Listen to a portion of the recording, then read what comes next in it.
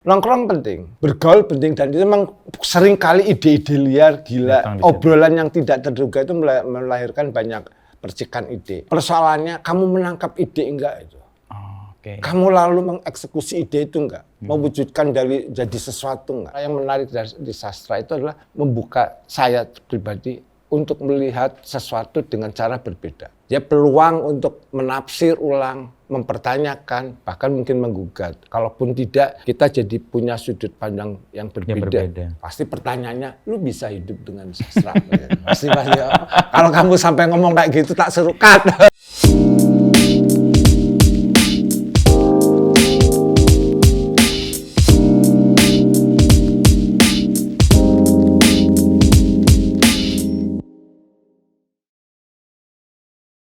Orang Jakarta, kerja di Jakarta tapi tinggal di Jogja itu. Artinya orang Jogja gaji Jakarta. Joknya gitu. Itu. Jadi semulia-mulianya urip ya. Nggak mengalami apa yang disebut OMR rendah. UMR rendah. Nggak mengalami UMR paling rendah se-Indonesia. Sering diledekin tuh orang-orang Jogja itu orang-orang yang tabah. Bekerja di sana dan mendapatkan UMR paling rendah. Sekarang banyak startup itu pindah kantor. Ya karena ini ya, kalau di Jogja kan industrinya dikit, jadi perhitungan UMR nggak berlaku. Karena kerja kreatif. Mereka bekerja di Jogja, tetapi proyeknya dari Jakarta. Kan sebenarnya itu. Misalnya anak-anak muda, misalnya anak film, anak grafis, mungkin gajinya kan tetap standar Jakarta, standar tapi manapun, bahkan standar internasional gitu ya. Bahkan bisa ada yang udah internasional gitu ya, enak. Di Jakarta, hidupnya di Jogja. Saya kira UMR tidak bisa menjelaskan kenapa Jogja menjadi kota yang menyenangkan untuk ditinggal. Kalau memang kamu bekerja di industri gitu dalam pengertian yang terkait dengan peraturan UMR itu, ya pasti memang mengalami. Tapi kan juga di Jogja tuh joknya gini lah, nggak apa-apa uang sedikit, yang penting banyak temennya. Aman itu. Apa yang bisa menjelaskan itu? Kenapa teman di Jogja itu lebih penting daripada UMR? Selalu kita datang, udah ngopi belum? Udah makan belum? Udah selesai itu. Ya kalau kamu UMR kan kebutuhan pokok kan makan. Tapi kalau kamu nggak punya rokok, datang aja ke temen, udah. Lalu misalnya ngobrol, ya ke Sanggar Nganu gitu. Udah boleh makan belum? Wah, udah dijejer. Makan, ada yang bawa ini, ada bawa kue, udah dimakan bareng. Nggak kelapaannya nggak. Dan persoalan dasar UMR terpenuhi. Mungkin mereka memikirkan soal pendidikan, soal pendidikan anak gitu ya, sekolah, atau mungkin kontrak rumah, segala macam. Yang terakhir kita ketemu di tempatnya Mas Subro itu kan? Ya. Kumpul bareng, semua naruh makanan, terus kita ketawa-tawa, nyanyi, segala macam. Lupalah semua kemiskinan ini. Belum mulai kan ini? Udah kayaknya, udah ya? Nah, waktu di Mas Subro itu kan Mas Agus bilang soal semangat sanggar itu ya? Iya. Dan apa itu juga yang menjelaskan, UMR nggak penting lah, asal kamu punya teman banyak di Jogja, selesai, atau urusan-urusan pokok bisa kamu atasi lah. Mungkin itu ya juga terinspirasi pada kehidupan sanggar tahun 60-an. Waktu itu juga pasca mengenang Pak Pekik ya.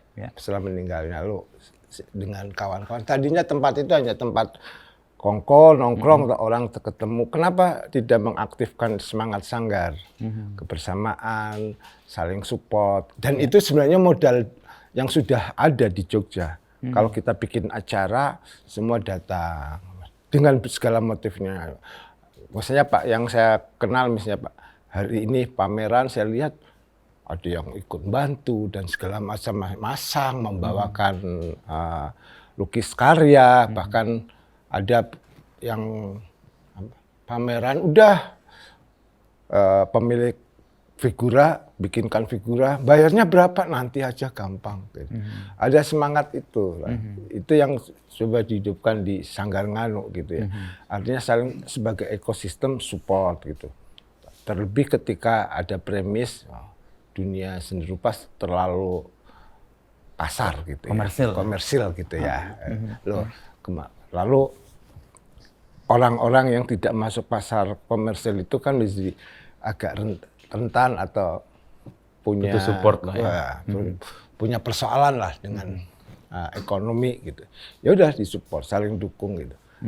Datang tidak lagi sekedar ngobrol tapi ada sesuatu yang dikerjakan, kamu bikin ini, lalu ya semangat bikin pameran, lalu dengan kebersamaan itu sih. Yang kurang adalah pertarungan ideologis seperti 60-an gitu. Itu kalau sudah ada pertarungan diskursif itu pasti akan keren. Keren ya. Ya. Tapi kecenderungannya sekarang, Mas Agus kan lama banget ya di Jogja ya. Asli Tegal kan? Ya. Lalu move ke Jogja, telat sekolah bahkan tadi, tapi malah jatuh cinta. Itu cerita dulu gimana? Terus menemukan Jogja sebagai tempat di mana sistem itu mensupport. Ya, Pak. Mungkin karena saya suka membaca. Saya pada dasarnya dulu, kalau sekarang mungkin disleksia atau apa ya. Disleksia. Saya gagap, orang yang gagap gitu ya. Sulit saya bisa ngomong itu mungkin terlambat dibanding kawan-kawan yang lain. Lalu oleh dokter suruh banyak baca gitu. Membaca itu membuat saya jadi pendiam lagi, makin pendiam. Lalu tambah masuk. Lalu disuruhlah untuk membaca tapi dengan keras gitu.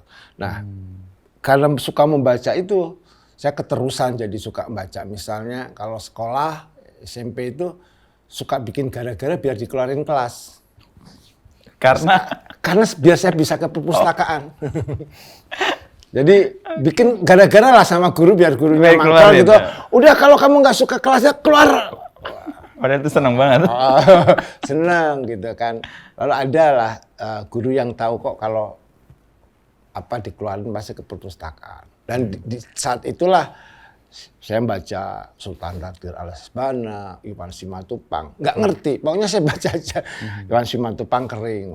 Lalu pernah ini pelajaran bahasa Indonesia, karena saya baca Iwan Simatupang, saya kutip lah kalimat-kalimat Simatupang. Wah, guru saya kagum banget. Kamu bisa nulis bagus ini. Aku kan jadi, guru ini nggak baca Iwan Simatupang. Gitu lah. Nah, lalu ada di Jogja itu ada namanya Pak P. Ardianto Supriyadi. P. Ardianto Supriyadi. Dia seorang pengarang, penulis cerita pendek, angkatan 66 oleh Habib Yasin dimasukkan sebagai angkatan 66. Dia tinggal di Tegal. Nah, salah satu magnet lah kenapa Tegal juga, waktu itu juga menjadi jujukan atau banyak tokoh sastrawan teater datang ke Tegal. Mungkin karena lalu lintas dia di pertengahan gitu. Jawa ya. Jawa gitu. Mungkin dari Surabaya mau ke Jakarta, mampir Tegal. Ada yang dituju, ke Pak P gitu. Dia cukup terkenal lah. Nah, suatu saat saya datang ke rumah, tahu, baca di horizon ada sastrawan tinggal di Tegal namanya P. Saya harus ke sana nih. Orang Tegal nih. Orang Tegal nih. Pride nih. Wah, udah datang sampai orang tua bingung, nyari di mana nggak tahu, pokoknya guru kepala sekolah SMA 1 Tegal gitu. Dicari lah, ketemu sama bapak saya. Mungkin juga Pak Pri kan bingung ini, anak siapa? SMP itu? SMP itu, kelas 2. Apalagi saya ngomong, Pak Pri, saya sudah membaca Iwan Simatupang. Tapi dengan gaya anak-anak ya, nggak setegas ini lah. Pak Pri, saya tuh baru seneng loh saya baca Putu Wijaya. Mungkin kan dia, ini anak siapa? Bahasa apa ya dong, apa yang nggak paham gitu, mungkin gitu ya. Nah, lalu kayaknya dia nangkap gairah saya terhadap sastra. Lalu kalau kamu mau berkembang, Mas, kamu lebih baik lulus SMP ke Jogja. Ya, itu motif saya. Ya, saya harus ke Jogja awal gitu.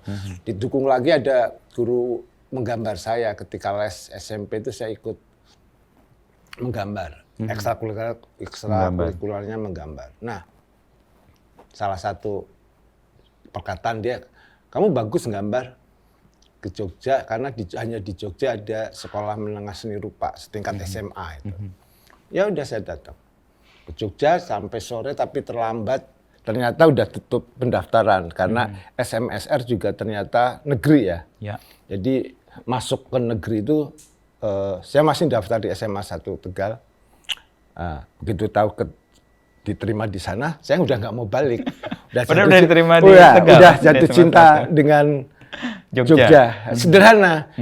Waktu ke Jogja malam gitu diajak, oh bioskopnya banyak, lebih banyak dari Tegal. Wah, udah saya memutuskan saya harus tetap mau tinggal pulang. di Jogja. Apalagi ketika suatu malam saya ke Malioboro atau ke Jalan Solo ya. Pernah ke Jalan Solo, pernah ke Malioboro. Itu melihat ada kelompok teater yang sedang ngamen. Waktu itu teater Gedik kalau saya. Gedik. Gedik. Gedek. Teater Gedik. Tembok Tembok bambu itu. Sedang ngamen gitu. Ada yang baca puisi, ada bermusik gitu. Nah, udah. Wah, asik banget. Seperti dunia yang saya bayangkan gitu. Wah, udah saya lalu kenalan dengan seseorang waktu itu namanya Suwarto Peot. Ya kemudian sempat menjadi anggota DPR di Jogja. Oh, ketemu juga waktu masuk isu, loh itu Suwarto Peot yang dulu SMP kenal Mas Puntung CM Pujadi, Indra Tranggono, lalu kemudian Butet, Jaduk, ya, lingkungan itu kayak menyedot saya, ya udah saya jatuh cinta dan keblasuklah jadi penulis. Oke. Nah, waktu itu terus sekolah di SMS. Kemudian di SMA biasa baru masuk ini masuk ke isi. Oh, gitu. SMA biasa baru ke isi. Lalu intensnya di sana. Mulai ini juga menarik ya. Waktu itu kan koran tumbuh dengan bagus ya. Ada majalah, saya menulis untuk majalah-majalah remaja. Kemudian karena kenal Indra Tranggono, kenal Mas Butet dan segala yang kawan-kawan penulis, ya udah kamu menulis gitulah. Oke. Mungkin karena saya juga membaca jadi dengan cepat bisa menulis. Belajar lah ya, menulis dengan Pak Asadi Siregar waktu itu masuk lingkungan pergaulannya Cak Nun gitu. Wah, semua penulis pada menulis. Setiap minggu, setiap hari menulis, ngirim ke koran, dapat donor, keterusan. Duit. SMP, SMA itu ya udah ngandalin hidup dari menulis. Oke. Kan waktu itu menulis opini, menulis cerita pendek, menulis resensi buku. Senang itu waktu itu. Kalau resensi buku gitu, kalau kita meresensi buku lalu dimuat, kita kirim aja ke bukti kopinya ke penerbit. Dari langsung penerbit dapat buku-buku yang lain. Buku yang lain. Oke. Selain dari honor dari gitu korannya ya. Tapi bukunya itu yang penting. Dapat buku-buku. Biasanya suka itu saya kalau resensi buku dari Graffiti Pers. Karena buku banyak sastra dan filsafat banyak sosialnya gitu. Bukan buku agama. Jadi wah buku-buku ini yang aku resensi gitu. Menarik Mas Agus, tadi kan Mas Agus disleksia, lalu terjun ke membaca sebagai kesukaan, malah menambah tidak bisa bicara. Tapi ketika ke Jogja, relasi dan kemampuan untuk bersosialisasinya luar biasa ya waktu itu. Itu gimana? Ya pasti pendiam dong, pasti culun. Misalnya kan sama lah di semua komunitas. Aku bayangin aku paling kecil dari Butet, Indra, Cak Nun segala. Gus bikin kopi. Ada fase itu. Apa sih ya gitulah. Cuma dengerin gitu kan. Misal Markayam ngomong pada kisahnya. Oh gitu. Dah beli rokok sana. Pasti ada gitu. Nyantre kan. Itulah ya. Iya gitulah. Pasti juga senioritas usia gitu kan. Pasti gitulah ada di paling jadi bahan ledekan. Wah, Tegal gitu. Misalnya pasti gitulah. Mulai berubah itu ketika ini cerita menarik. Belum masuk mahasiswa, baru mahasiswa 87 waktu itu. Cerpen saya muncul di Kompas. Wah, geger dong. Sing biasa kan geger dong. Oh, geger itu. Maksudnya aku bisa merasakan itu. Iya, oke. Tiba-tiba dari antara ngobrol Pak Umar Khayyam yang tidak pernah ngobrol secara langsung dengan saya sering ikut makan dengan Butet dengan Tapi nggak dinotis lah. Tapi nggak dinotis lah. Sesuai dia ngobrol. Aku mau cerpenmu, aku baca cerpenmu. Wah, yang benar Pak. Kowe iki arep matur apa? Kamu itu mau ngomong apa di ceritamu? Wah itu, iya. Pasti anak muda bergaya dengan style, dengan pengen kelihatan jago ya. kan pasti ada semangat eksperimentasi, Iya, gaya-gaya gitu, pingin kelihatan kebaruannya, tapi bahwa ternyata yang penting itu kamu jelas apa yang pingin kamu katakan dulu. Itu teknik, gaya, apa teknik penulisan itu salah Mengikuti. gitu ya. Yang penting kamu kalau di sininya kuat, itu pelajaran Dari Pak Omar Khayyam. Iya, gitu. Wah, baru aku baca cerpen dulu, terserah dia suka nggak apa bahwa dia ngomongnya. Sejak itu kemudian agak lain lah. Karena yang lain-lain kan belum pernah dimuat di Kompas. Kecuali Cak Nun. Pak Khayyam aja waktu itu belum, karena belum nulis di Kompas ya, tapi isi-isinya. Kayak gitulah, lalu agak, wah ini bakat.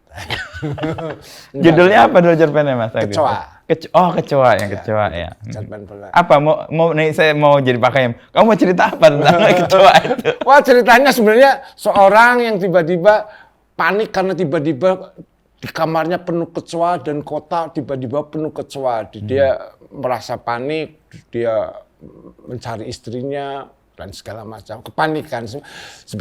Sebenarnya pasti itu absurdisme ala Kafka gitu, yang saya waktu itu salah satu bacaan yang wajib tahun itu ya, Kafka itu.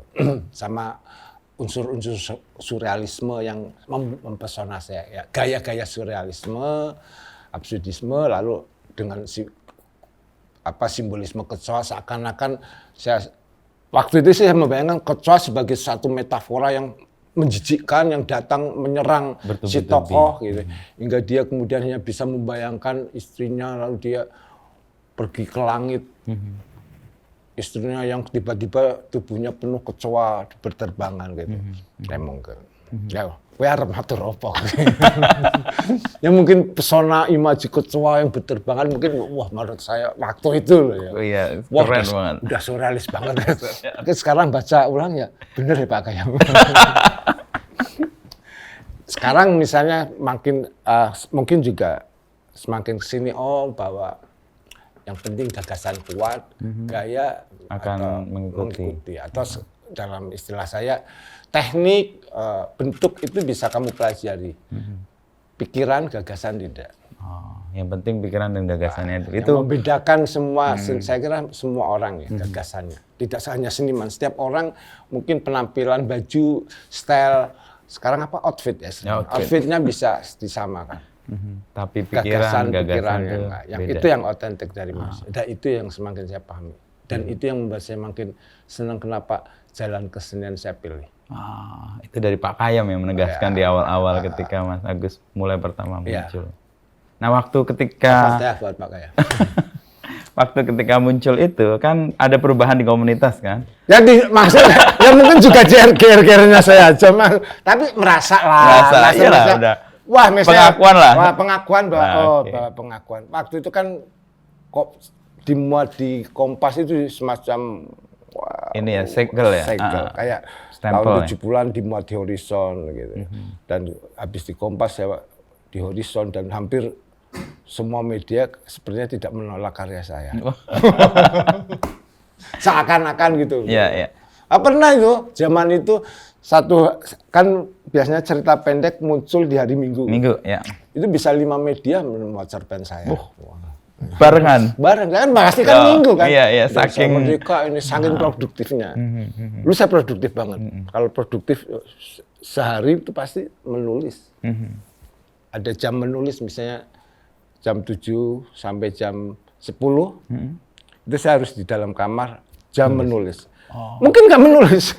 Tapi menyediakan diri untuk harus ada di kamar, mungkin cuman melatih kalimat, tapi bahwa tubuh saya ada di situ. Kan nggak nulis nggak bisa dipaksa, Thomas. Kalau nggak ada ide. Iya. Tapi ya kan? Mendisiplinkan gitu. Kenapa sampai jam 10? Karena jam 11 harus keluar untuk nongkrong sampai jam 2. Biasanya jam itu penting juga. Jogja itu kan itu juga nanti pelajaran dari Cak Nun saya temukan gitu. Jogja kan pasti jam 11 pada nongkrong di sebuah tempat.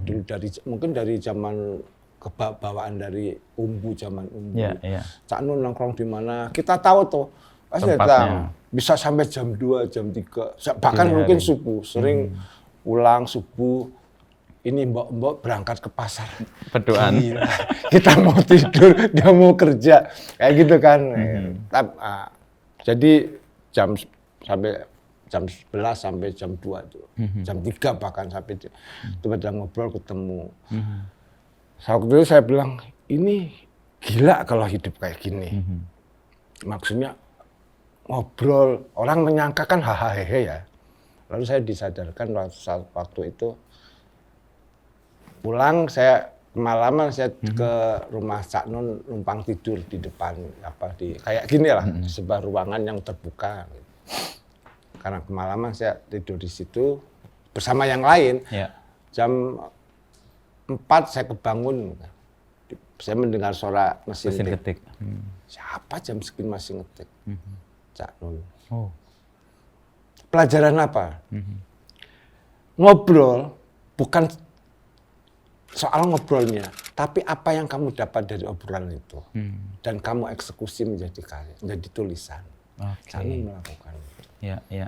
Jadi kalau waktu itu, pantesan Cak Nun bisa berkembang tumbuh, yang lainnya enggak.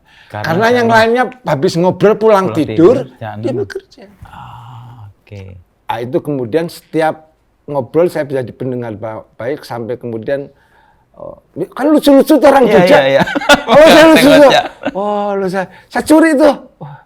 Leluconnya gitu. Dicatat lah ya. Saya catat ketika menulis sentilan-sentilun, wah enak banget lah.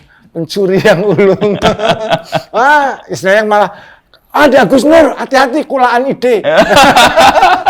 Kulaan ide. Kalau aku nongkrong kemudian, wah, itu ada sing kulaan iki. Kulaan ide iki gitu. Ada yang suka belanja ide, belanja orang ngobrol kayak saya banyak diam atau ikut komentar sedikit tapi baru kemudian lah itu yang joknya muncul. Mana kayak royaltinya kayak gitu.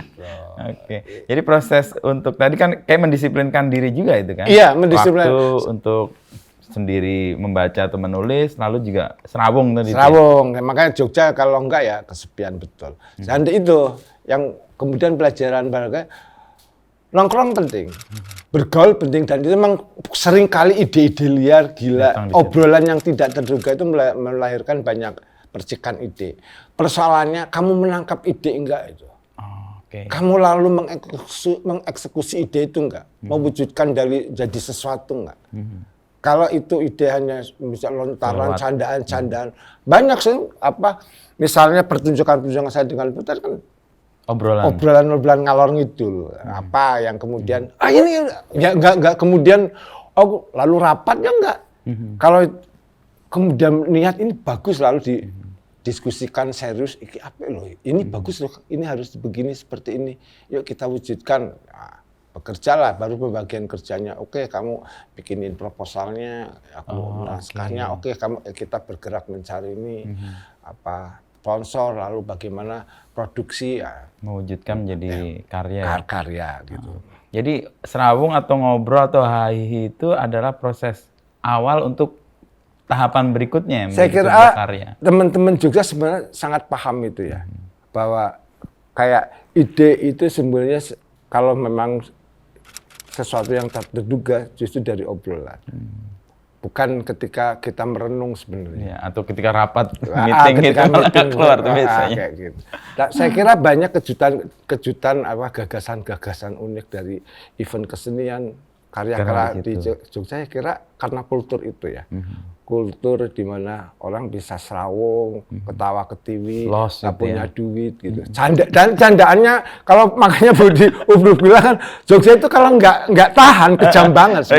Kejam dalam kalau nggak bisa mensiasati ledekannya, manage perasaannya bisa sakit hati banget, bisa down betul gitu. Tapi kalau kamu bisa menangkap itu sebagai sesuatu energi gitu, lalu bisa menangkap kejernihan atau sudut pandang yang unik dari ide itu. Nah, ini sebenarnya berkaitan dengan kenapa sastra saya pilih gitu.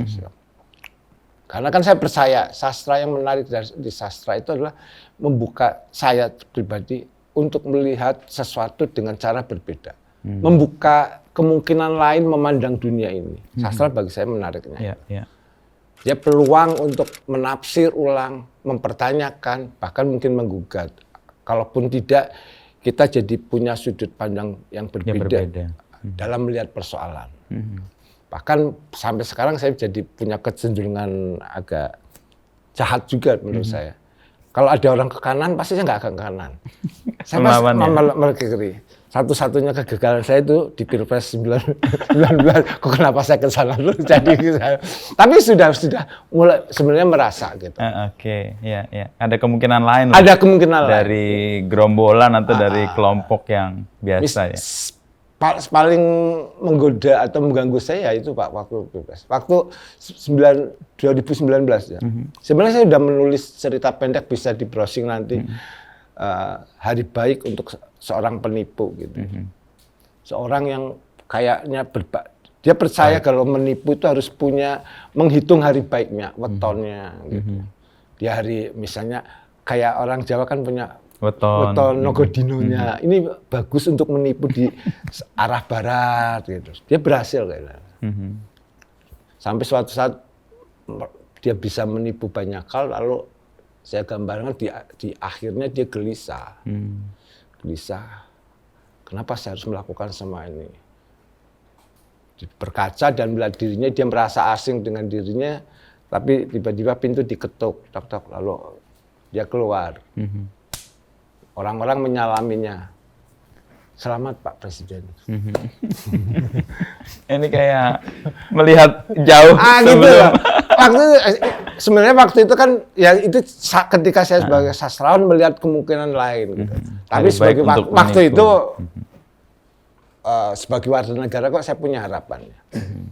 Tapi harapan memang suka menggoda agar kita bisa tabah menjalani kesedihan yang sama. Dahsyat ini. Kayak gitulah. Sebagai warga negara punya harapan. Tapi harapan itu ya, kita digoda. Hidup itu sekerap digoda harapan. Dan kita tidak boleh menyerah atau terlena oleh harapan. Mungkin kayak gitu. Ya, ini di tengah orang-orang mengagungkan harapan, ini mengembalikan lagi harapan pada tempatnya. Sebenarnya dalam banyak hal sastra membantu saya untuk tidak menjadi apa istilahnya sekarang itu kalau fanatik ya. Fanatik. Bisa melihat kemungkinan lain. Sastra yang menarik bagi saya ketika membaca sastra, karya sastra itu ketika dia menghamparkan dunia yang selama ini tidak saya duga, tidak saya sangka. Dia bisa membuat saya melihat kemungkinan dunia ini dengan cara yang berbeda. Dan itu membuat dunia pengalaman hidup saya kaya. Gitu. Itulah yang membuat saya terus mencintai sastra. Pasti pertanyaannya, lu bisa hidup dengan sastra? Pasti. Kalau kamu sampai ngomong kayak gitu tak serukat. Pertanyaan, kamu bisa hidup Mas dengan menulis kan? Jadi penulis bisa hidup loh. Ya kan? Mau bertanya gitu enggak? Aku enggak tanya. Kalau udah proven ini, pasti bisa hidup. Enggak, kalau bertanya gitu langsung takat. Ya masuk. Udah selesai ya? Podcastnya selesai aja, kan gitu. Ya. Tapi dari sastra tadi kan ada banyak pilihan juga sebenarnya. Tapi kenapa Mas Agus milih cerita pendek sebagai yang digeluti di awal? Nah itu dengan Mas Linus. Waktu 80-an itu semua orang pengen jadi penyair, Mas. Oh, itu mimpi kasta generasi itu ya? Tertinggi seorang penulis itu penyair. Penyair, oke. Forum-forum sastra itu temu penyair, temu apa kayak gitulah. Iya. Saya nulis, ya pasti ini juga ada buku puisi saya. Saya nulis puisi. Nah, Mas Linus Suryadi AG itu suka main catur. Dan saya adalah lawan catur paling menyebalkan bagi dia. Dia kan kalau mungkin orang Jogja, Priayi atau Alusan, main catur mikirnya lama banget. Kalau saya orang Tegal, Mas, yang penting menang satu pion. Pendek aja lah, nggak panjang. Nggak usah mana. Kalau tak, kalau saya untung satu pion, saya lakukan. Karena pion terakhir akan jadi staf, jadi menteri kan. Udah. kamu itu berpikir toh Gus. Nah, ini berpikir. Nah, Mas Linus sebel ya? sebel.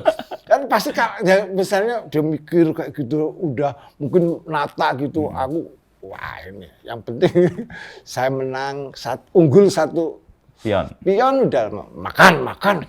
Kamu itu bisa nggak sih melangkah nggak langsung makan, sampai gitu loh, Mas Linus itu. Nah, di antara obrolan itu kan ya ngobrol. Tahu saya nulis puisi dan saya nulis cerita pendek.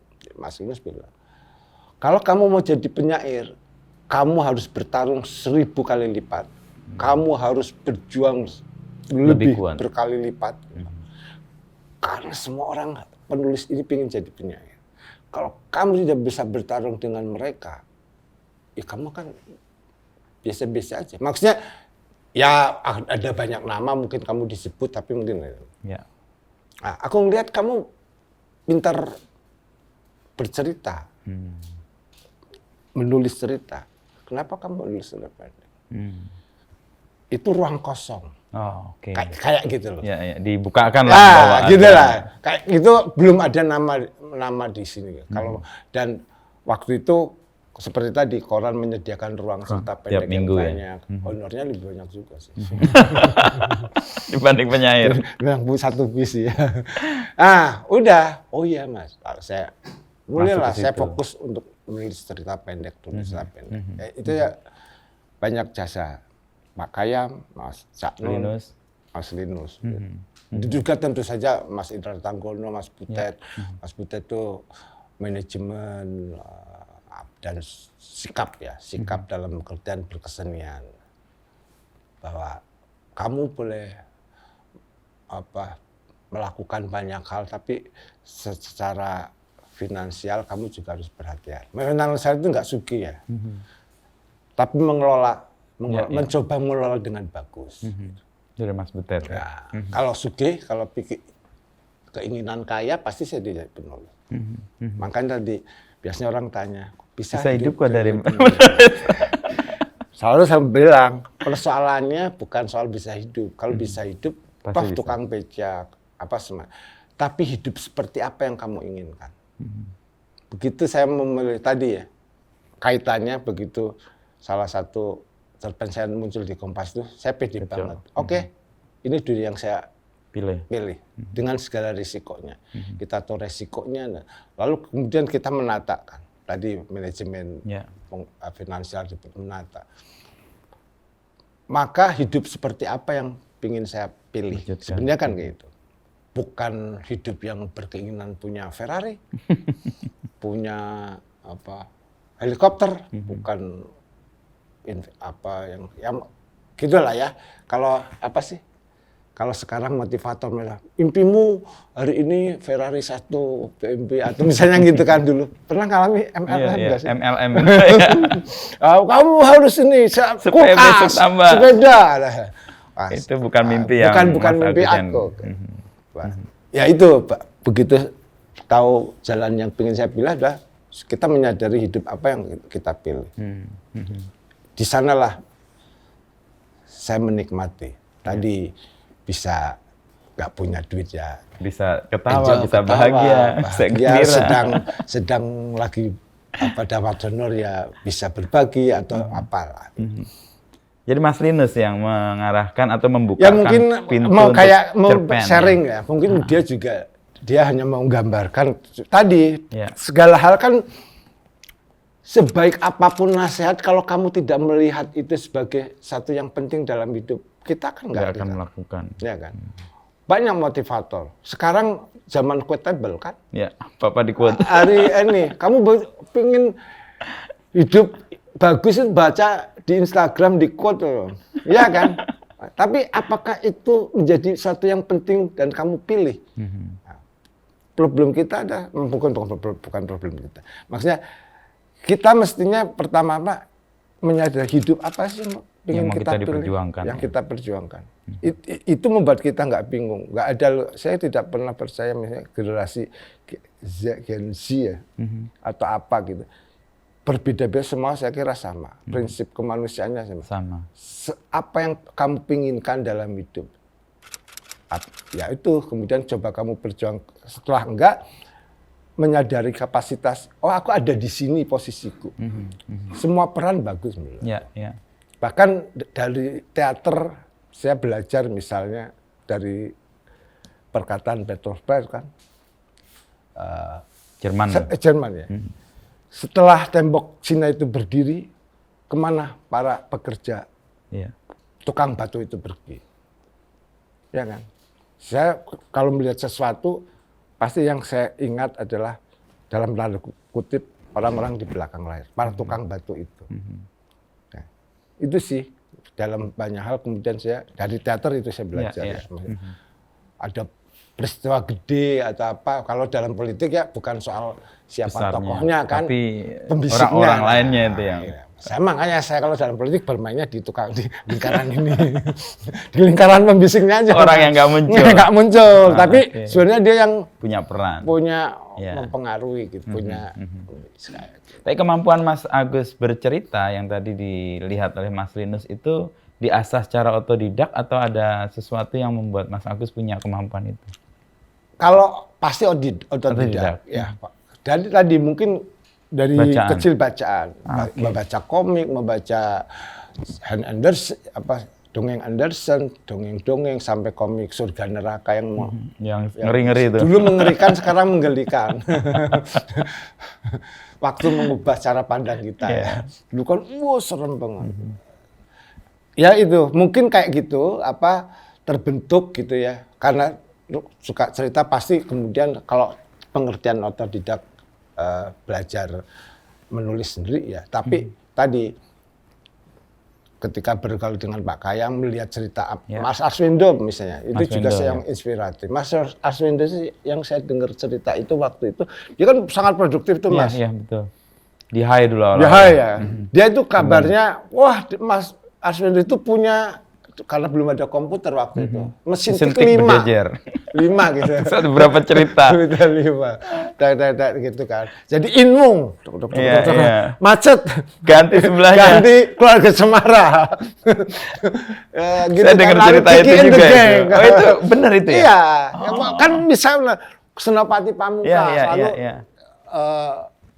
yang mungkin redaksi Hai gitu ya. Hai monitor dan sampai jadi dia menulis sampai dia pernah cerita, aku saking banyak itu sampai lupa plotnya kok. Di Senopati Pamungkas ini ada tokoh yang sebenarnya saya udah mati kok. Dia bilang, aku diingatkan pembaca gitu loh. Nah, itu cerita gitu maksudnya seproduktif itu ya. Gitu, maksudnya. Nah, mendengar karena waktu itu kan mungkin juga kalau ngomong waktu itu aku kelihatannya sudah tua banget ya. Orang tua itu ciri khasnya bercerita masa lalunya. Dulu, jangan. Aku paling takut kalau dulu. Jadi kelihatan tua. Beda zamanku. Beda benar. Tapi ini hanya bercerita karena ini ya, karena Mas Wendo. Gitu. Ya karena lingkungan bisa dekat misalnya. Sekarang dulu kan misalnya gini ya, dulu lagi. Ini sharing aja karena sharing. Kalau ngirim tulisan misalnya ke Kompas, ke Hai, Arswendo itu masih membalas loh. Membalas. Malah saya pernah mengirimkan tulisan Hai, kayak dikoreksi, entah itu yang ngoreksi Arswendo atau tim redaksi ya. Kalimat ini dari awal tuh belum bisa membedakan dipisah dan disambung dari situ. Iya, menulis lalu dilihat. Kan biasanya kalau disambung ada diskrek gitu ya. Ini lalu ini lalu set paragraf ini nggak menarik, ada catatan. Keren. Belajar ya jadinya. Iya, mungkin ya. Apalagi lingkungan pergaulan Jogja tadi. Ada tulisan dimuat itu kalau ledek-ledekan kan muncul. Wah, nulis opo kowe matur opo itu kayak matur opo ya. Wah, puisi kita bisa diledek gitu dikritik. Ledek itu dalam kata kritik. Itu membuat mungkin tumbuh kemampuan membaca gitu ya. Tadi disebutkan Mas Butet lalu Mas Indra Trenggono sama Mas Agus. Saya pernah mengalami pertama namanya Mas Agus nempel itu ketika Lidah Pingsan itu. Nah, itu. Itu kayak momen juga ya? Udah momen. Jadi ya waktu itu reformasi 98 Ya, betul. Tempo di Bredel gitu. Waktu lalu ada kegelisahan bareng lah untuk bikin pertunjukan, dan kebetulan waktu itu peringatan setahun Tempo di Bredel kalau nggak. Terus di Teater Utan Kayu. Ayu Utami waktu itu yang kalau nggak salah mengkontak, bikin pertunjukan yuk. Ini silakan pakai di Teater Utan Kayu. Lalu Butet ngubungin, yuk bikin pertunjukan, bikin ya itu naskah, diskusikan apa cerita tentang pers gitu di menjelang Orde Baru. Saya bertugas menulis dengan Mas Indro. Ya. Mas Jujuk waktu itu masih menyutradarai, lalu Mas Butet main. Yang itu dia ngobrol, ketika pertemuannya tinggal ngobrol kayak gitu sampai jam 2 apa gitu. Dia menarik karena banyak obrolan sampai sama besok mau pentas itu endingnya apa ya? Belum dapat, saking banyaknya ngobrol. Obrolan maksudnya kan ide gini, kan misalnya punya ide. Ide kita jelek gitu, diledeknya loh. Beneran. Wah, diledeknya misalnya lontar ide. Wah, kalau itu tukang beca aja tahu ide kayak gitu misalnya. Wah, nggak menarik kayak gitu. Wah, jadi saya bertanggung jawab menjelaskan seperti buset. Sampai menjelang besok katakanlah Tampil belum diputuskan ini endingnya seperti apa. Kemudian ya udah dililit apa. Itu kayaknya di Jakarta sama di Jogja, kemudian di pentas Jogja juga berbeda karena perubahan. Ya, ide yang terus berkembang. Ya. Kalau saya merefleksikan itu alasan saya kenapa kemudian jadi wartawan karena nonton itu waktu saya kuliah itu dulu. Oh ya. Lidah Pingsan itu. Iya. Dia di Jogja ya? Apa di Jakarta? Di Jakarta. Yang itu di TUK ya? Iya. Wah, berarti sudah termasuk aktivis gelap. Kalau udah main TUK tuh. Iya, teater. Ya, tahun-tahun 98, tahun 2000. Para ya. aktivis pergerakan ketemu tuh di situ kan. Di Utan Kayu. Di Utan Kayu. Itu awal bertiga dengan Mas Butet, Mas Indra sama. Sebenarnya sebelumnya ya sudah. Kita udah main juga sebelumnya kalau dengan Mas Butet, Mas Indra, Cak Nun, mulai di Cak Nun tuh garap kayak Pak Kanjeng. Oh, kayak Kanjeng. Pak Kanjeng. Jadi waktu itu Cak Nun punya naskah Pak Kanjeng, pengen dipentasin.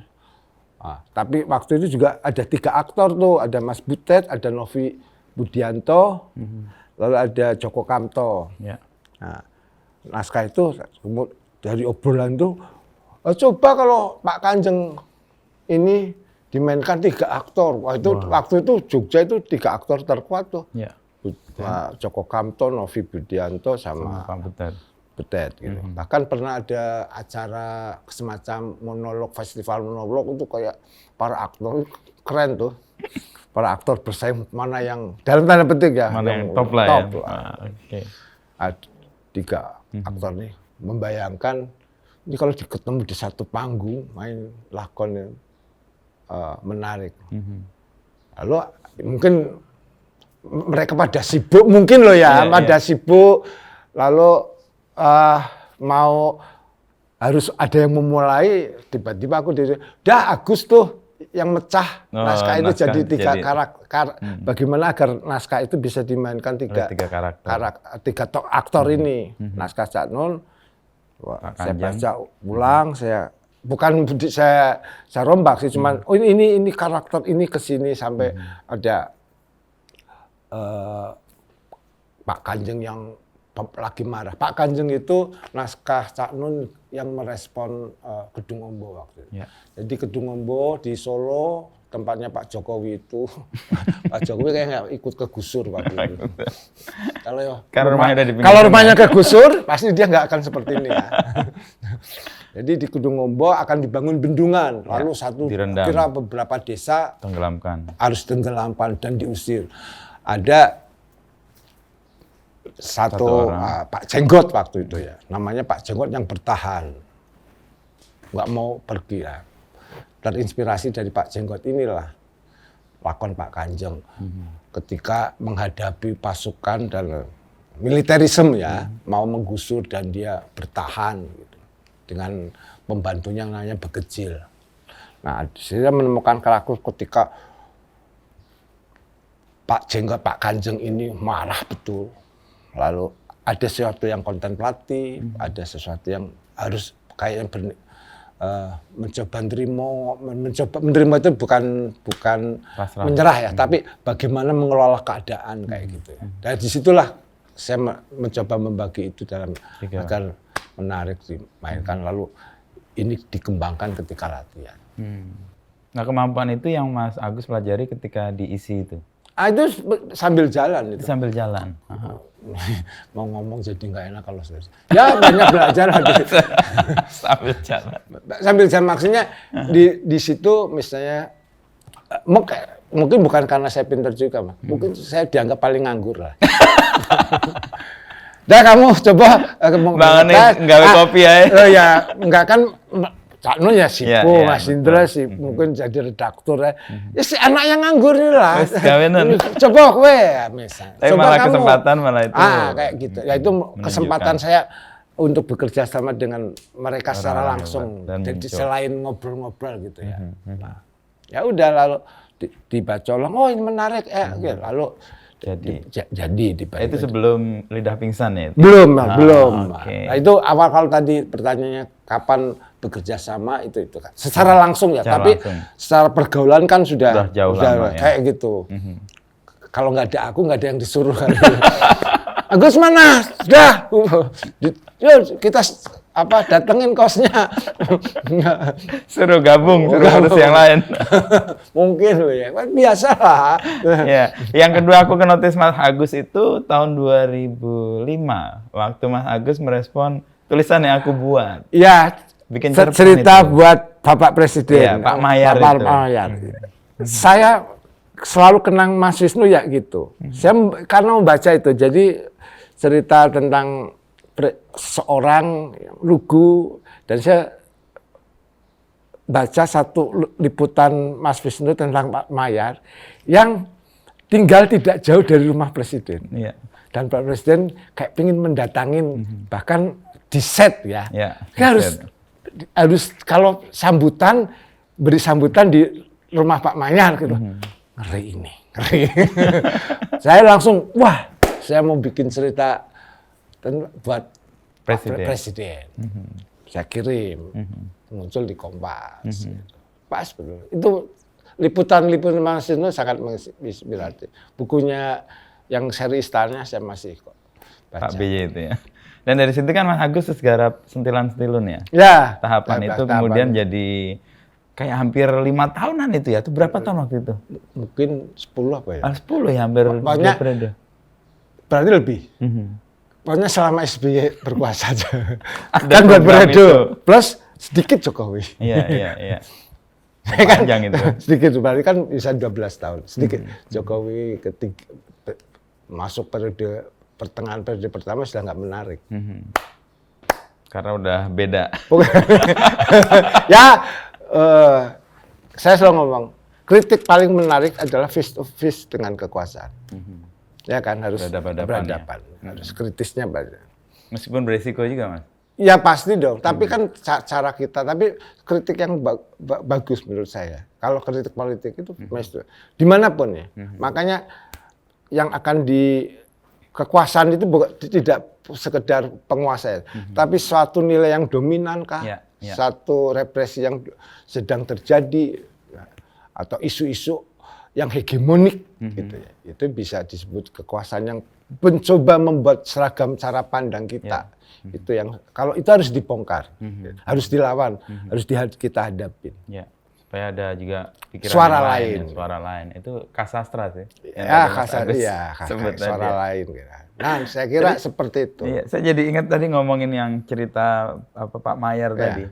Ini kan itu saya tulis yang 20 tahun lalu tuh, 2005. Saya baru ingat lagi. Itu SBS awal itu. Dan itu polanya kayak sama sih. Kekuasaan kalau ingin mengambil hati rakyat atau mau berkuasa, dia selalu mendatangi rakyat. Setidaknya nggak satu mendatangi rakyat, yang kedua masuk gorong-gorong. Tapi ada satu kesimpulan yang kebalik. Kalau tadi kan Mas Agus soal sastra tuh melihat kemungkinan lain. Kebanyakan orang kan melihat itu sebagai kesempatan pemimpin melihat rakyat. Saya melihat hal yang lain. Itu kesempatan pemimpin ingin dilihat rakyat. Iya. Iya kan? Dia ngajak influencer aja apa sebenarnya kan pengen dilihat aja itu sebenarnya. Bukan sebenarnya mau melihat rakyat secara tulus. Betul. Itu juga cara pandang Hasra tadi ngomong, oh iya sastra membantu kita berpikir agak berbeda. Itu yang membuat menarik. Membuat hidup kita kaya dalam secara apa ya, rohani batin ya, spiritual. Jadi saya tidak perlu healing. Udah kaya, udah tenang dengan baca buku. Ya. Nah, belakangan kan Mas Agus juga mungkin karena SMP senang gambar ya. Ya. Nah, ini ada transformasi baru yang membuat orang juga, ini Agus ngoponeh gitu. Itu kan karya-karya rupa yang kemudian juga membuat keasikan tersendiri ya buat Mas Agus. Ya, mungkin itu berangkat dari kegelisahan saya. Kegelisahan gini, saya kira bahaya kreativitas apapun ya, di dunia apapun adalah perasaan mapan. Ketika kamu merasa sudah mapan, itu bahaya. Sudah kamu merasa tenang, bahaya. Nah, saya mengalami itu. Mengalami fase di mana sepertinya kok otomatis ya. Bikin cerita ya pasti bisa lancar. Ada sesuatu yang tidak lagi agak tidak menggelisahkan saya. Nggak ada pertarungan di dalam. Gitu. Nggak ada. Kalau anak-anak sekarang challenge saya sebenarnya. Nggak ada tangan gitu. Nah, lalu waktu itu juga ada pandemi membuat saya banyak di rumah ketemu kawan-kawan lama. Ya. Para pelukis itu kawan-kawan lama yang juga. Ya udah. Tiba-tiba lalu Wirid. Mas Wirid yang wirid visual itu. Saya gambar. Iya. Wow, Mas Agus juga melakukan. kan lancar banget. Udah 90 gambar saya berhasil. Iya, hari satu bahkan. Kayak Itu gitu. yang membuat saya kagum adalah disiplinnya luar biasa. Seniman disiplin banget tiap hari satu. Iya, itu yang membuat kayak dulu saya cerita jam segini jam 7 sampai jam 10 saya menulis, itu kayak tubuh saya didisiplinkan lagi. Oke. Ya, disiplin lagi untuk tidak melihat handphone, untuk tidak membuka WA, gitu. Tapi konsen kayak gitu. Sekarang kan godaan kita, apalagi laptop, ada link Ke WA, notifikasi, aduh, ya. Gitu. Nah, ada situasi yang membuat saya gelisah karena saya mengkritik kamu udah perasaanmu, bukan hidupmu yang mapan, tapi perasaanmu itu udah terlalu mapan. Kamu harus melakukan sesuatu untuk membuat kamu nothing. Merasa dirimu nggak apa-apa lagi. Dan dunia seni lukis, saya kayaknya seperti di samping panggilan masa kecil. Pernah gambar ya. Pernah gambar dan memang motif suka menggambar, tapi challenge-nya gede banget. Banyak lah ya, teknik. Ya kan? Bagaimana mengenal warna meskipun sekarang tidak seperibet dulu ya mungkin. Karena kan hari ini pingin warna apa tinggal bisa pilih aja kan. Ada kan itu kan persoalannya. Lu punya duit beli enggak? Kan challenge. Iya benar, betul. Waduh. Apalagi yang spesifik gitu udah ada apa. Challenge-nya gini. Misalnya dulu waktu belajar menulis kan beli kertas 1 rim. Ya kan 1 rim berapa? Sekarang melukis kan saya dari mulai awal betul beli cat. Ya Allah, larangnya. Lalu mikir duitku piye, kudu ngene harus menata, aduh nggak bisa beli. Gitu. Tiba-tiba, wah itu sih kayak tertang-tang menemukan gitu. Dan itu menjadi saya merasa hidup lagi. Semangat lagi bikin teater. Dulu sama teman-teman udah kayak kalau aku bikin gini, ini ya kamu kerjain. Kayak ya sistem sudah jadi, ekosistem sudah terbangun, udah tahu lah. Kalau aku bilang nanti kamu bikinnya ini kayak gini, tim saya kayak udah tahu Arabnya begitu. Aku cuma oh ya udah. Aku pergi lagi atau apa gitu. Jadi di seni rupa tantangannya, gangguannya, perkelahiannya, wah gitu kan, gairah apalagi wah ini kayak adrenalin saya hidup lagi. Ini satu jalan untuk memahami secara diskursi, mencari peta persoalan gitu kan. Lingkungan pergaulan, mengenal karakter, wah itu kayak dari apa ya, dari yang suatu yang nyaman tiba-tiba saya menemukan gairah. Challenge gangguan. Kayak hidup perlu gangguan supaya kesadaran terus kayak gitulah. Gitu ya. Apapun saya kira kesadaran saya tiba-tiba gitu. Yang paling makanya kayak gitu. Bahaya produktivitas itu kan pengulangan. Ya. Repetitif. Repetitif. Dan dari repetitif itu ya kebosanan. Ya kan? Nah mungkin pada tahap itu ya kalau dihitung dari proses saya udah 30 tahun lebih menulis, bikin pertunjukan, kenal yang orang itu kayak ya hai ke sana ketemu, hey aku sudah tahu apa yang akan diobrolkan. Hingga saya kemudian pindah ke ngapain kalau ketemu dia pasti ngobrolnya ini. Kalau ketemu dia pasti ngobrolnya ini. Jadi apa sih buat saya menarik diri dari pergaulan, akibatnya merasa sepi, merasa bosan gitu. Nah, di seni lukis ketemu orang-orang baru, karakter-karakter baru yang juga menarik untuk inspirasi tulisan saya kan, karakter ya. Iya. Okay. Dan saya tiba-tiba orang misalnya bilang, kamu bisa produktif, kan seluruh pengalaman saya 30 tahun tertumpah di situ misalnya. Dari ide, cara mungkin idenya sama tapi wah ini perlu eksekusinya atau cara lain untuk menyampaikan ini sebenarnya yang ini bisa sini dengan kayak gini misalnya gayanya seperti ini kayak seperti itu sih. Apa kemungkinan baru yang saya temukan yang menggairahkan saya. Itu yang saya rasakan ketika saya melukis. Ya. Makanya keliru lagi tuh kalau ada ngomong Agus Nur pingin sugih ya. Melukis pingin sugih. Anak aku pingin sugih lu investasi nang saham. Apa lebih baik aku ikut ormas biar dapat konsensinya dapat jatah tambang. Ngapain jadi pengurus ormas keagamaan dapat tambang lebih sugih. Ngapain gambar. Sing rekoso akeh banget. Probabilitasnya kecil lah. Bukan itu, tapi saya merasa aku hidup lagi. Gairahnya muncul lagi. Sama nggak yang dikatakan Pak Khayyam di awal dengan Mas menulis dan sekarang menggambar atau bikin karya lukis itu soal gagasan lebih penting? Ya, mungkin itu. Kan tadi, kan bagaimana saya mengolah ide, mengolah kemudian kayak meyakinkan. Sebenarnya kan ketika sering kamu writer block atau sering bingung nggak atau sering mandek nggak? Sebenarnya mandek itu kan bukan karena nggak punya ide.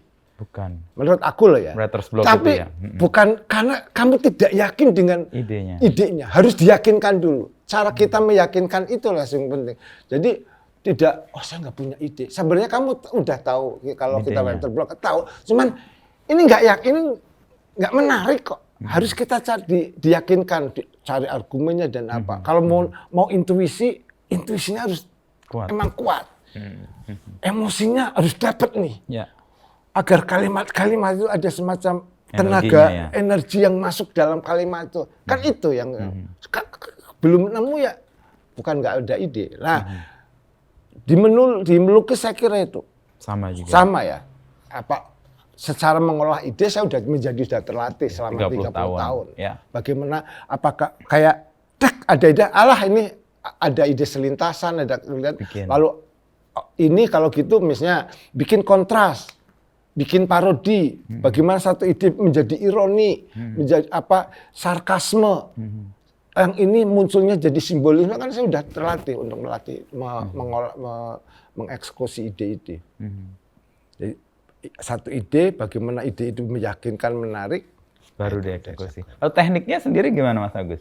Nah, tadi kan teknik bisa dipelajari. Apalagi hari ini ya sebenarnya di YouTube. Apalagi saya di Sanggar, Mas. Sanggar biasanya gini. Saya putih. Ada kuning, ini kok warnanya nggak ketutup-tutup, semua ada ketawa. Nggak ngerti kita nih, Oke, sini tak ajari. Kamu blok putih dulu, ya, tunggu bentar, lalu seret, hilang toh. Hilang toh itu yang kamu maksud, kayak gitu. Oh ini bikin cahaya, misalnya. Sama teori 3 warna, misalnya untuk gradasi warna, gitu. Kamu sambil jalan gitu. Ya misalnya kayak gitu. Banyak lah.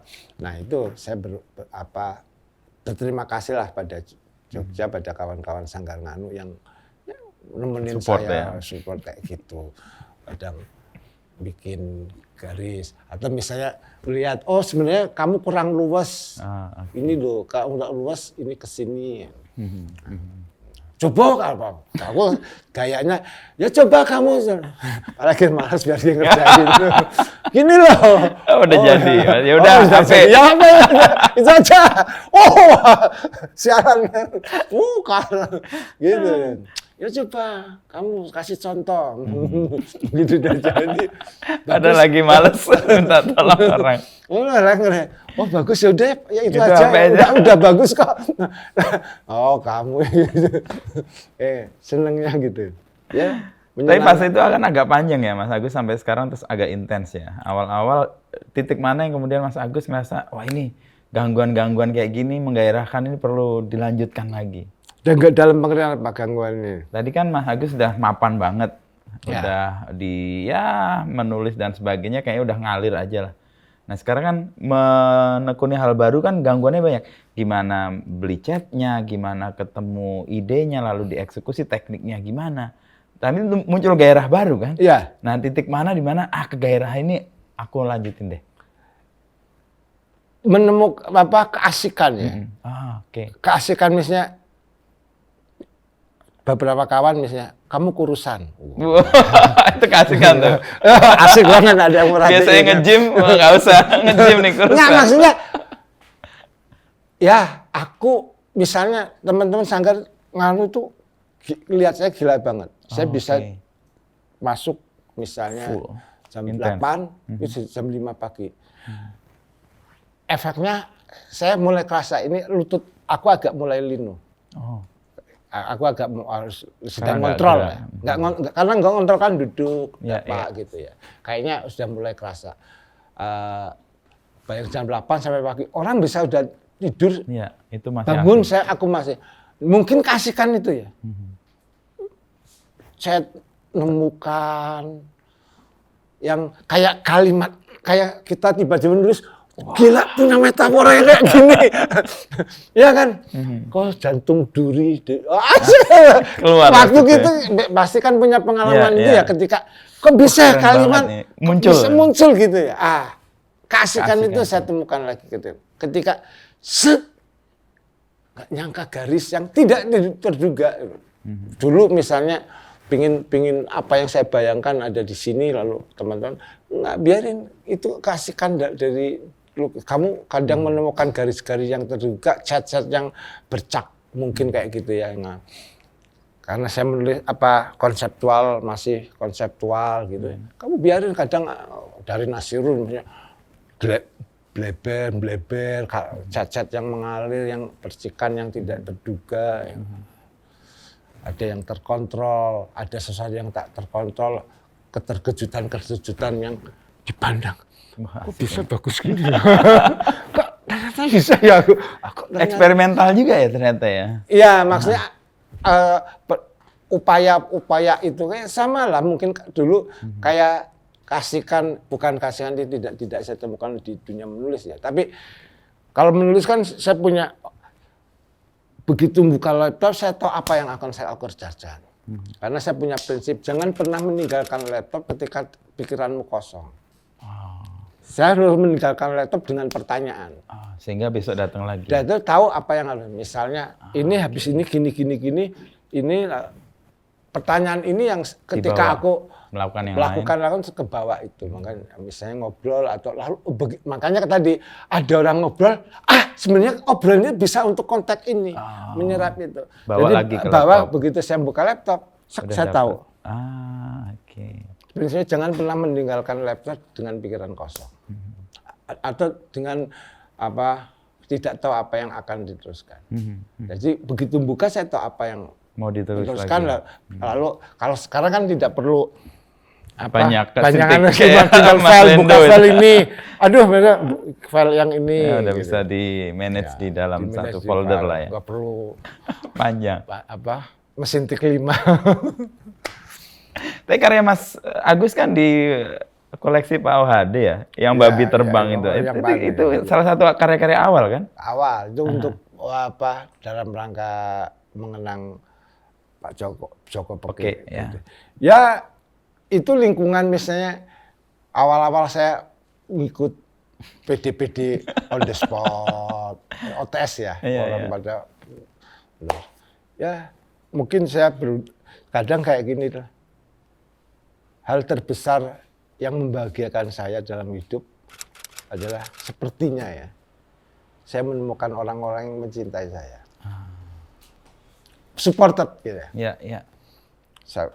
Orang-orang yang kayak bisa nerima keusilan saya, kejahilan saya,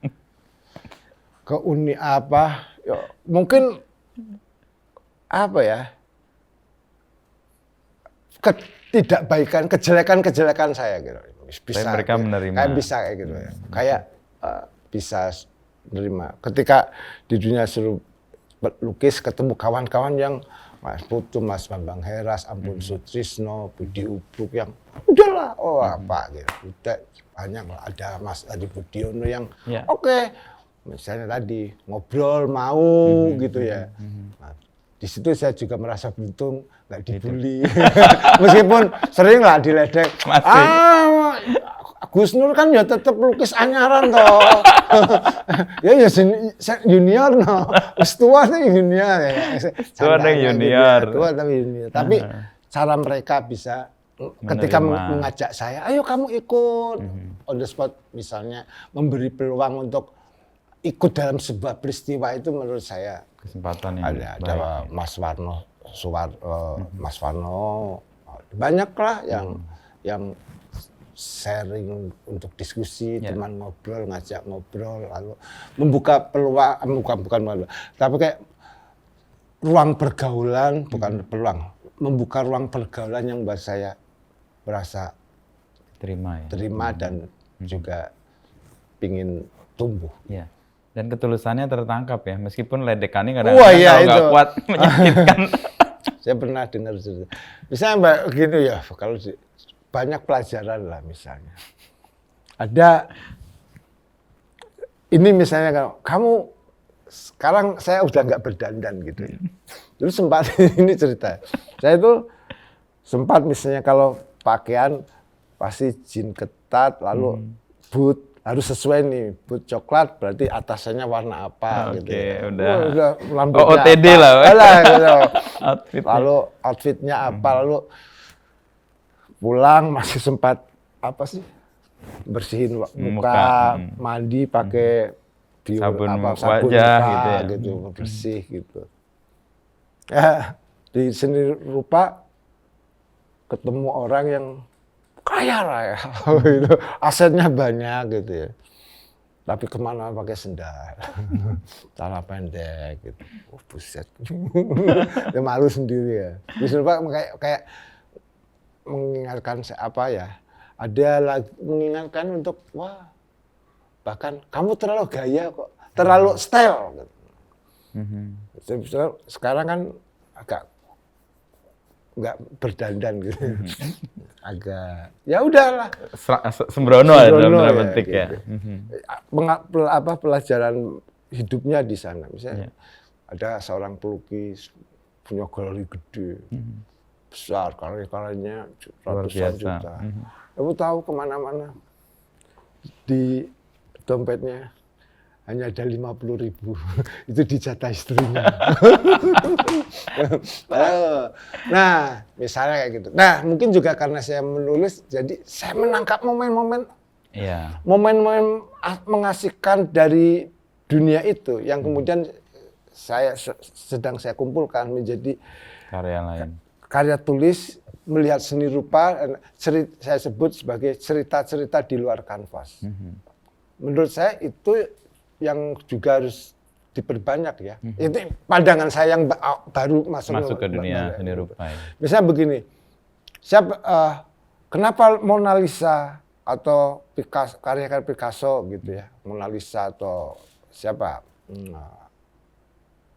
yang ini, yang Leonardo yang paling dibeli katanya paling mahal, atau Van Gogh lah, saya lupa sih yang gambarnya Yesus gini ya.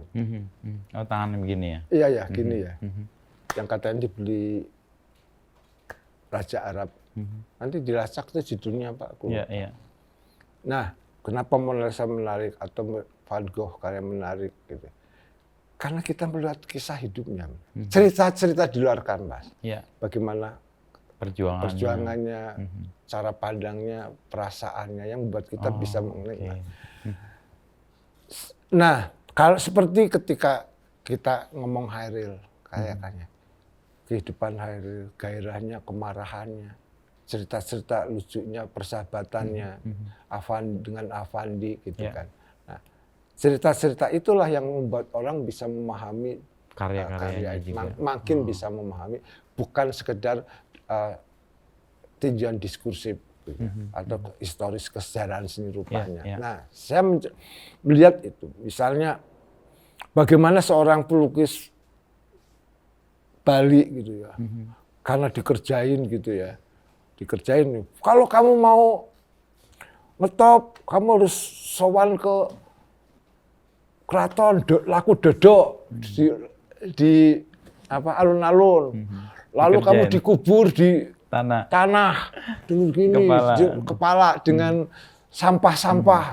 Pernah dengar cerita itu ya? Tanpa perlu saya sebut namanya. Dan itu menjadi dilakukan dan dia sekarang menjadi pelukis yang hebat benar. Mungkin nggak ada hubungannya lah ya, mungkin. Tapi cerita-cerita itu yang harus dihidupkan. Bagaimana hubungannya Nasirun dengan OHD yang dekat, atau kisah-kisah itu Nasirun yang misalnya kisah Nasrun ada begitu yang ngetop misalnya lukisan pertama dia beli itu dia mencari misalnya tukang becak. Jadi orang Cilacap ke Jogja. Lalu tahu, Pak di sini sekolah gambar tentang pundi nggih. Tanya ke tukang becak, di sini sekolah tukang gambar di mana? Dia nggak tahu SMA. Karena nggak tahu tukang becak itu, ya seantar yuk, kayaknya di SMS. Diantar nggak bisa bayar. Pokoknya karena lihat Nasirun lugu mana, diantar lah ke sekolah itu. Benar, Taman Nasirun mencari tukang becak itu. Untuk balas budinya. Dia mencari. Ya pasti nggak ketemu gitu. Ini ketemu, tapi bahwa dia mencari terus mencari sampai saya nggak tahu cerita. Kayaknya nggak ketemu, tapi kemudian karena ini ya udah dia ngasih ke tukang becak yang lain yang mangkal di situ, mewakili itu. Tapi sekarang cerita-cerita kayak gitu, guyon-guyon. Misalnya cerita-cerita menarik ada juga misalnya ketika Mas Butet sakit gitu ya. Mas Butet sakit. Itu near death experience. Wah ya. Nah, suatu saat Mas Butet di dalam ini dengar cerita. Gusmus datang. Gusmus datang. Yang nemuin kan yang jaga rumah, adiknya Mas Butet. Siapa ini? Saya mau ketemu Mas Butet. Oh. Mas Butetnya sedang ini istirahat. Gitu. Gusmusnya udah mau pulang itu. Butet kayak mendengar, kok kayak suara Gusmus? Gusmus. maaf ya, suruh masuk itu. Maaf ya Gusmus, adikku ini nek Katolik kebablasan. Nggak kenal. Orang nggak kenal Gusmus. Itu kan gitu. Ceritanya, padahal memang Gusmus saya dengar memang kalau datang ke tempat nggak pernah ngasih tahu.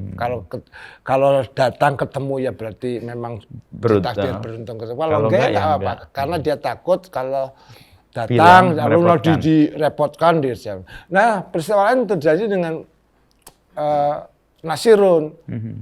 Nasirun punya kebiasaan tidur siang. Selalu katanya siesta. Bahasanya jam 11 gitu, jam 1 dia selalu tidur siang. Siesta apa istirahat. Dan itu nggak bisa diganggu. Tidur. Aku candaan, wah paling paling kamu nggak tidur siang, paling kamu nonton insert. Karena insert ditayangkan insert siang jam 1. Dia kira. Nah, karena dia punya kebiasaan tidur siang ini, suatu kali Gusmus datang siang. Pas tidur? Pas tidur. Oke. Nggak ada yang berani bangunin. Gusmus nulis surat aja kan. Saya datang ke sini, kamu kira-kira gitu kalimatnya nggak tepat. Ya, saya datang ke sini Mas Nasirun, tapi Mas Nasirun sedang tidur. Pamit ya. Nih surat. Itu bisa anaknya nggak ngerti Gusmus. Kan bisa suruh nunggu. Atau mungkin Gusmus juga ya karena sudah tidur berarti nggak jodoh. Ya pergi. Bayangin Nasirun bangun. Buat kaget. Gusmus datang. Nasirun merespon balik. Kertas itu dia gambar. Dia figuran kirim ke Gusmus. Nah, maksudnya cerita-cerita kayak gitu tentu saja banyak cerita menarik yang membuat kita bisa memahami hubungan antar seniman, karya-karyanya, kisah hidupnya yang membuat tidak sekedar tinjauan-tinjauan diskursif. Saya sedang menggali itu. Kisah-kisah menarik yang ya seperti konteks pada perupanya dan karyanya. Ya. Seperti halnya kita bisa memahami karya Sujoyono hari ini atau Raden Saleh dengan kisah hidupnya. Lalu Avandi juga dengan kisah-kisah hidupnya, gitu kan. Nah, itu yang membuat lukisan Van Gogh, lukisan Picasso menjadi lebih kaya perspektifnya. Karena kita punya kemungkinan lain, story, cerita. Kisah. Ini bisa terjadi karena Mas Agus nyemplung ke seni rupa nih kayaknya. Iya, kan misalnya karena basicnya menulis kan. Makanya saya menggali ketika tadi saya ngobrol, dengerin aja mulai cerita-cerita lucu. Iki HP. Jadi saya sedang mencoba mengumpulkan kira-kira cerita-cerita di luar kanvas. Cerita-cerita di luar kanvas. Tidak sekedar ngomongin lukisan ini bagus atau mungkin cerita ini berkaitan dengan misalnya saya menulis dengan Nasirun itu, Nasirun pernah anak kedua kalau nggak salah sedang hamil, istrinya sedang anak kedua udah nggak punya duit, berharaplah dia ke OHD untuk agar beli lukisannya. Dia datang bersama Entang Wiharso, bawa lukisan. Berharap nih dapat dibeli oleh Pak OHD karena biar ada biaya persalinan. Sampai sana Pak OHD nggak beli. Yang dibeli malah karyanya Mas Entang. Mas Entang karena tahu kondisinya Nasirun, dikasih lah. Ya ini buat kamu. Waktu itu kayaknya nilainya 15.000 lah ya. Nah, pas nilai itu ya waktu itu. Udah pulang. Mereka motor sendiri-sendiri, udah pulang. Pisahlah.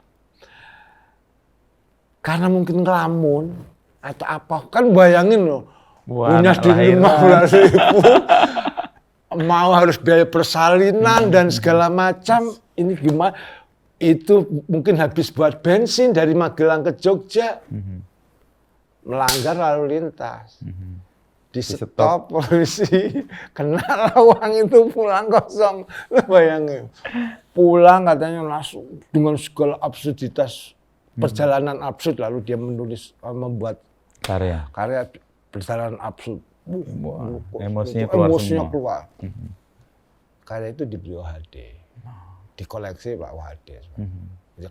Ya kayak gitulah. Maksudnya ada kisah-kisah di balik bahwa lukisan itu bagus karena warnanya bla bla bla itu hal lain. Ada hal lain lah ya. Tapi ada cerita, ada kisah. story yang membuat mungkin energi lain, orang bisa menjadi kalau saya sebut menjadi percakapan ketika ngopi atau percakapan ketika obrolan bersendaguro. Kan nggak mungkin kalau sendaguro, kamu udah ngelihat lukisannya si A, wah itu ya warnanya, teksturnya, bayangkan itu dari perspektif ini. Kan nggak gitu. Nggak asik. Nggak asik kan. Tapi kalau cerita tadi motoran, ditangkap polisi. Kamu tuh ketika dia gambar, wah dia ketemu aja kayak gitu. Wah, masa sih? Iya, misalnya gitu.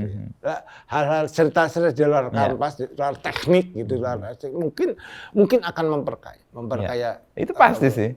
Cerita di balik kanvas, dan ini bisa dilakukan oleh orang yang bisa menulis sama tadi punya kemampuan storytelling. Kalau enggak, orang nggak nangkep juga loh, Mas. Tadi kisah Mas Entang sama Mas Nasirun jalan sendiri ketemu polisi. Kalau orang yang nggak punya pengalaman menulis dan menceritakan tulisan itu, ya cerita itu yang ngalir gitu aja, nggak tercatat. Dan saya bikin dramatik ya. Biar ada lagi saya misalnya kisah-kisah banyak lelucon Nasirun juga sebenarnya. Saya bilang Mas Nasirun kayak dikumpulin sebenarnya menarik. Anekdot cerita lucu dia gitu ya. Bisa kayak menjadi sufisme seni rupa. Abu Nawas seni rupa. Iya ya. Saya membayangkan ada potensi itu. Misalnya ada cerita gini kan. Mas Nur nggak punya HP itu ya, nggak punya HP, lalu sulit ngubungin, lalu ya udah diingatkan nanti kalau pulang bawa makanan yang enak. Di Jakarta ada satu ngehit makanan yang lagi enak lah, bisa Dunkin bukan Dunkin donat atau makanan lah ya, yang ngetop. Pulang bawa itu ya. Pulang bawa itu. Pulang mana? Enggak ya. Itu waktu itu bulan puasa kan. Pasti lupa enggak? Lu mana makanannya? Kok nggak dibawa? Udah tak kasihkan pramugari. Pasti pramugarinya ayu kan. Pasti pramugarinya cantik. Lo enggak, aku tuh kasihan. Kan di sana buka puasa, nggak ada warung loh. Ya biar mereka bisa buka. Tak kasihkan pramugari buat buka, nggak ada warung loh di sana. Ini kayak cara ketawa ala Lucia gitu kan. Sufisme Abu Nawas kan, Nasruddin Hoja kan. Banyak kan cerita Nasirun misalnya. Dia juga nggak bisa nyetir gitu kemana-mana, ya pakai motor, paling motor. Lalu Pak diantar enggak naik motor aja. Benar, di motor, hujan kan berteduh, hujan deras. Suatu saat udah nunggu lama, lalu ada mobil, mungkin anak-anaknya juga nyari bapaknya kemana udah datang, hujan gede, dicarilah mobilnya. Nah, Pak Nasirun tahu itu mobilnya dia kan. Gini-gini kan. Anak-anaknya mungkin gelap, hujan deras, bukan menyangka mau dibegal. Padahal bapaknya. Bapak ngebut kan. Dikira gini mau dibegal. Nah, baru ketahuan di rumah. Cerita. Aku kehujanan. Pak, aku mau ada yang mau begal. Iku aku. Oh. Banyak cerita di balik kanvas itu ya. Cerita di luar kanvas. Di luar kanvas cerita gitu. Hubungan banyak lah persaingan. Sebenarnya idenya waktu itu kan adalah anekdot atau mungkin dari Jogja memang banyak cerita lucu yang kayaknya lucu, tapi kalau semua lucu, tapi kan di balik kelucuan itu ada sesuatu yang pasti menarik gitu. Kelucuan kan gitu. Kelucuan adalah cara untuk melihat sesuatu yang tidak bisa dikatakan dengan cara lain. Hanya bisa dikatakan dengan lelucon. Jadi cerpen, terus teater panjang banget, banyak garapan, lalu sekarang seni rupa, dan terakhir ada mimpi yang tadi saya bayangkan adalah cerita atau kisah di balik kanvas. Ya, jelas. Itu kegelisahan baru lagi tuh kayaknya. Ya, itu sudah menginventarisir cerita-cerita ya. Cerita banyak. Di Jogja melimpah misalnya. Tapi itu kan menjadi menarik ketika ada konteks kekaryaannya. Kalau enggak, nanti dia jatuhnya jadi anekdot semata. Tapi mungkin juga sebagai anekdot tetap penting ya. Sebagai kisah yang menyegarkan. Tapi menulis anekdot di kita kan harus anekdot menarik kalau dia terus terang. Maksudnya semua nama disebut dengan jelas, lalu kita bisa konteks bayangkan ya. Tapi kita sebuah anekdot bisa aja dianggap nanti merendahkan gitu. Kan gitu bisa ketika nyebut nama gitu ya. Bisa menjadi tak elok kalau hari itu kita ngomong. Nggak elok lah itu hal kayak gitu misalnya diceritakan. Biasanya kalau ini cerita menarik, boleh nggak aku tuliskan? Kalau dia udah menyebut nggak apa-apa, misalnya kayaknya bullying gitu kan. Kalau dibaca kalau orang nggak tahu konteksnya kan bisa bullying gitu kan. Apa ada kisah tragisnya nggak pantas lah. Biasanya kalau menemukan hal kayak gitu saya cross check ke. Aku bener kayak gini, boleh nggak? Ya kalau saya tulis saya simpen. Nah konteksnya tadi semoga itu bisa menjadi pelengkap membaca. Sebenarnya kayak Pak OHD ya. Kalau cuman saya belum banyak ketemu waktu dengan beliau. Kalau dia kan ingatannya bagus. Tajam ya. Kalau Pak OHD bisa mau saja. Ya mungkin bukan, dia pasti mau. Saya yang belum punya waktu panjang ngobrol, misalnya Pak OHD hubungan Pak OHD dengan pelukis A, B, C. Ya. Apa cerita-cerita ini nanti kan bisa, oh ya ini sangat sensitif ini enggak, ini mah. Nah, kalau di Barat mungkin enak banget tuh banyak bahan yang bisa diolah ya kan. Mungkin saya juga punya keinginan melakukan itu ya. Bagaimana cerita-cerita di luar kanvas antara Pak OHD dengan pelukis. Ya, misalnya bagaimana pertama kali Pak OHD kenal Affandi, punya Affandi, apa yang dilakukan, caranya. Dia di beberapa bukunya sudah menulis. Tapi misalnya yang pengen saya kira pengalaman personal yang lucu, yang apa, yang misalnya. Ya kayak misalnya kita ngomong Dali, misalnya kita ketawa dengan hubungannya dengan Gala gitu. Atau Frida Kahlo. Iya, iya. Ya kan? Kisah pinggirnya lah ya. Pinggirnya yang kenapa kesakitan Frida Kahlo. Ketika merasa diabaikan, kenapa orang lebih menghargai Diego Rivera gitu kan. Kemarahannya ketika dia sakit dan segala macam, hubungannya dengan adiknya, dengan bapaknya. Iya, iya. Nah, saya kira itu yang, maaf ya, karena yang newcomer lah. Ketika banyak kekaguman, kaget kan, ya. Begitu saya masuk kan, ya saya baca buku seni rupa juga udah lama, maksudnya banyak lah. Sebagai pembaca buku pasti saya membaca. Tapi begitu saya masuk, ada sesuatu yang merasa saya kok nggak ada cerita yang, misalnya saya mau ngomongin siapa Mas Irun ya.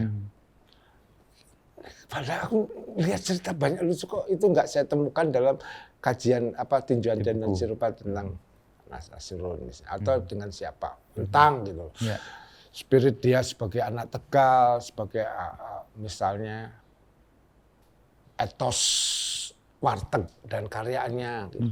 Kisah hidupnya yang mungkin menarik, gairah.